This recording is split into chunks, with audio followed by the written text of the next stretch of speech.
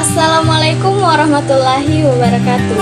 Hai teman-teman, di video kali ini saya dan teman-teman saya akan membahas tentang alat laboratorium berbahan logam. Akan ada beberapa alat-alat yang akan kami jelaskan, dan kami akan menjelaskan tentang fungsi beserta cara perawatannya. Saya sendiri, perkenalkan, nama saya Andi Fadila Manggabarani, NIM 21142079. Saya akan menjelaskan dua alat. Yang pertama yaitu kaki 3 dan yang kedua yaitu kawat mikro. Nah, yang pertama yaitu kaki 3. Kaki 3 ini sering sekali ya kita jumpai di laboratorium. Kaki 3 mempunyai 3 kaki yang terbuat dari besi atau baja sehingga dinamakan kaki 3. Kaki 3 berfungsi sebagai penyangga ketika kita ingin memanaskan sesuatu. Sebelum kita memanaskan sesuatu, jangan lupa untuk meletakkan kawat kasa di atasnya ya teman-teman, agar ada pelapis. Dan cara mensterilisasikan kaki 3 ini bisa dengan cara memijarkan kaki 3 atau dipanaskan dengan suhu tinggi. Dan yang kedua yaitu kawat nikrom. Kawat nikrom sendiri berasal dari bahan nikel dan kromium, 60% dari nikel dan 40% dari kromium, sehingga dinamakan kawat nikrom. Kawat nikrom sendiri berfungsi sebagai alat untuk ketika ingin memanaskan sesuatu. Misalnya senyawa-senyawa alkali atau unsur-unsur alkali ketika ingin dipanaskan menggunakan kawat nikrom ini, sehingga bisa dibedakan logam-logam apa saja berdasarkan warnanya. Cara mensterilisasikan kawat nikrom bisa menggunakan baby oil ataupun juga bisa dengan cara dipijarkan atau dipanaskan dengan suhu tinggi. Di sini saya akan menjelaskan tentang kawat kasa dan spatula. Yang pertama, kawat kasa. Sesuai namanya, kawat kasa terbuat dari selembaran kawat tipis yang terdiri dari beberapa susunan, yaitu rangkaian kawat dengan keramik di bagian tengahnya. Keramik ini berguna sebagai penyuplai panas agar lebih merata ke semua sisi ketika melakukan pemanasan. Fungsi kawat kasa. Di dalam laboratorium, kawat kasa memiliki peran dalam proses pemanasan sampel pengujian. Fungsi kawat kasa dalam laboratorium sebagai tempat meletakkan wadah sampel seperti gelas beker ataupun Erlenmeyer. Cara perawatannya yaitu simpan kawat kasa di atas pemanas, lalu simpan tabung reaksi di atas kawat kasa tersebut. Spatula dikenal sebagai alat yang digunakan untuk mengambil objek penelitian. Alat laboratorium ini berbentuk sendok kecil, pipi, dan memiliki tangkai. Fungsi spatula adalah untuk mengambil bahan kimia padat maupun serbuk pada saat akan ditimbang. Pengambilan bahan ini harus dilakukan dengan teliti karena akan ditimbang menggunakan neraca analitik yang memiliki tingkat ketelitian tinggi. Cara perawatan spatula. Yang pertama, cuci spatula kayu dengan air hangat dan sabun cuci piring. Yang kedua, hindari merendam spatula kayu dalam air dan jangan pula mencucinya di dalam mesin cuci piring. Yang ketiga, hindari menyimpan spatula kayu di tempat yang terlalu panas atau terlalu dingin karena hal ini dapat menyebabkan spatula kayu retak. Assalamualaikum warahmatullahi wabarakatuh. Kali ini saya akan menjelaskan tentang beberapa alat laboratorium. Salah satunya adalah tang krus. Tang krus merupakan salah satu alat yang terbuat dari logam, di mana alat ini berguna dalam proses pemanasan. Tang ini berguna untuk mempermudah pengambilan alat yang sudah dipanaskan. Cara perawatan alat ini sendiri karena dia terbuat dari logam, jadi dia tidak boleh disimpan dekat bahan kimia yang sifatnya asam ataupun terkena air. Jadi dia harus disimpan di lemari atau di tempat-tempat lainnya. Selanjutnya ada statif yang merupakan salah satu peralatan laboratorium yang digunakan sebagai pendukung dalam proses uji di laboratorium. Selain itu, statif juga berfungsi untuk menyangga klem. Jadi statif harus dipasangkan dengan klem agar bisa bekerja dengan maksimal.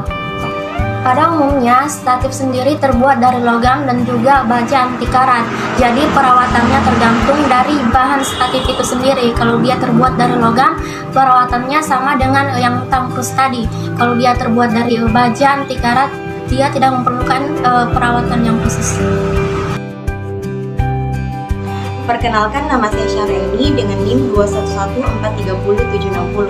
Di sini saya akan menjelaskan dua alat laboratorium yang berbahan logam. yaitu ring dan termometer.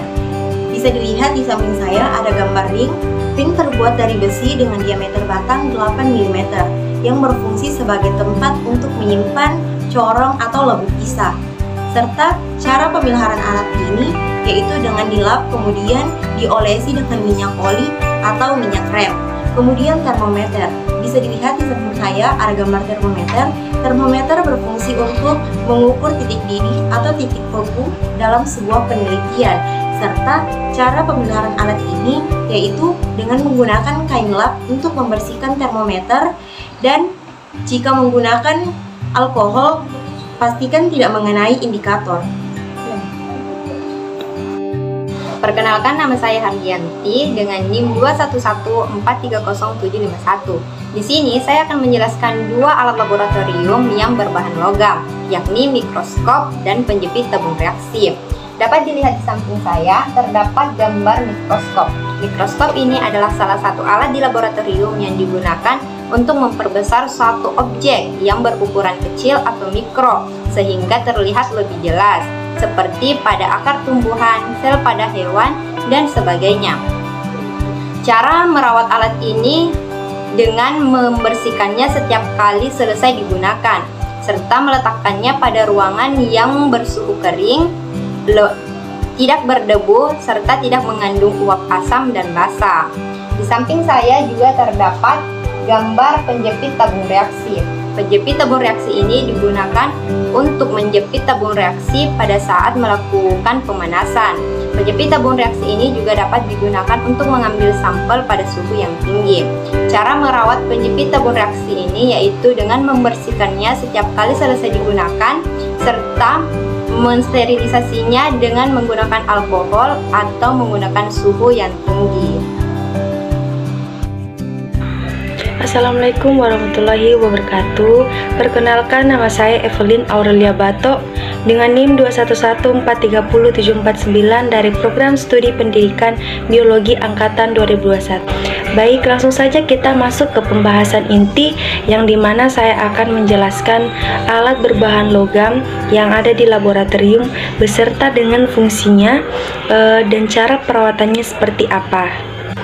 Baik, di samping saya ada alat laboratorium berbahan logam yaitu mikrometer sekrup, di mana mikrometer sekrup adalah alat yang digunakan untuk mengukur benda-benda berukuran kecil atau tipis atau yang berbentuk pelat dengan tingkat presisi yang cukup tinggi. Mikrometer sekrup memiliki ketelitian 0,01 mm. Alat ini dilengkapi sekrup terkalibrasi yang banyak digunakan untuk mengukur komponen secara akurat. Dalam kehidupan sehari-hari juga, mikrometer sekrup juga dapat digunakan oleh tukang servis kulkas dan pada pompa air untuk mengukur diameter kawat tembaga yang akan digunakan untuk menggantikan kumparan kawat yang telah rusak. Oke, selanjutnya ada alat laboratorium berbahan logam yaitu lampu spiritus. Baik, lampu spiritus ada yang berbahan kaca dan ada juga yang berbahan logam.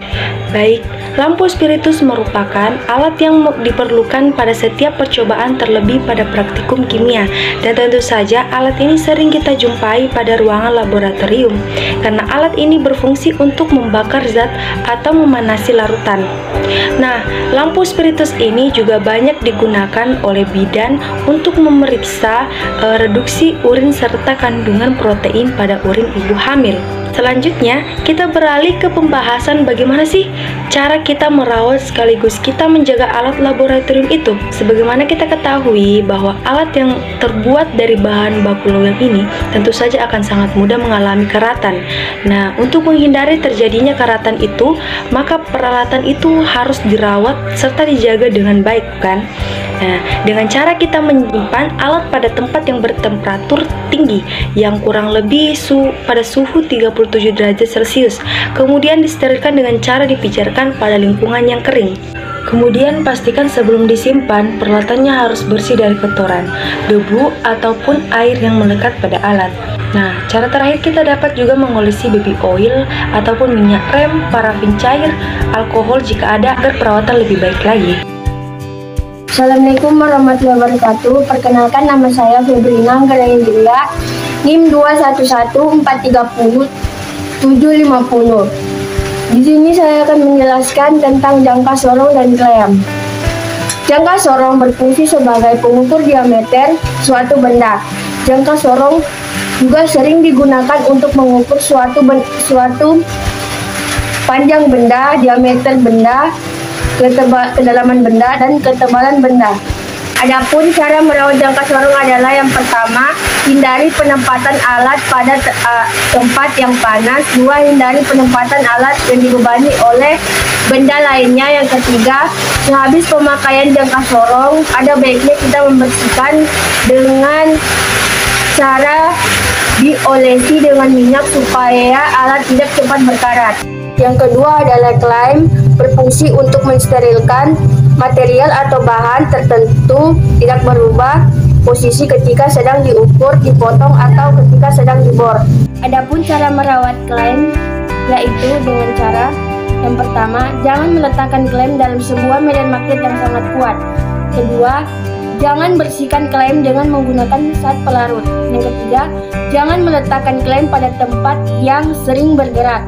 Yang terakhir, jangan meletakkan klem di bawah terik matahari, simpanlah di tempat yang sangat sejuk.